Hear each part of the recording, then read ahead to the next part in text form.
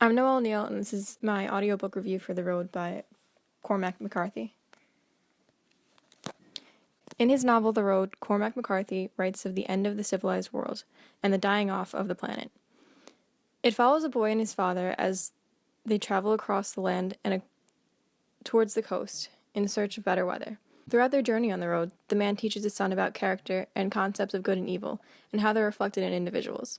They meet a handful of people on the road, and the boy's father generally categorizes them all as the bad guys to his son, sometimes without any further explanation. The theme of good versus evil is prevalent throughout the novel, as is the motif of death. McCarthy is known to incorporate death into his writing, as he feels that writers who don't address it are not serious. McCarthy must have definitely taken this novel incredibly seriously, as death reaches near totality in the novel. Overall, The Road is a complex and captivating novel, and it is said to have been one of McCarthy's best, but it's certainly not for the faint of heart. The entirety of it is incredibly dark, and the subject matter is even darker. From the start, McCarthy establishes that the man and the boy exist in a future where the world as we know it has been destroyed.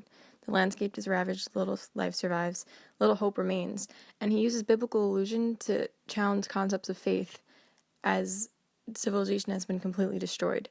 There's no general reason that is explained why the boy and the man are one of the few to survive, and it doesn't seem that there's much hope for them. The boy's mother committed suicide to avoid starvation, and the man sees his son as the only remaining side of God's existence. Without his son, the man has no hope for the future, and their mutual desires to live and die depend solely on one another.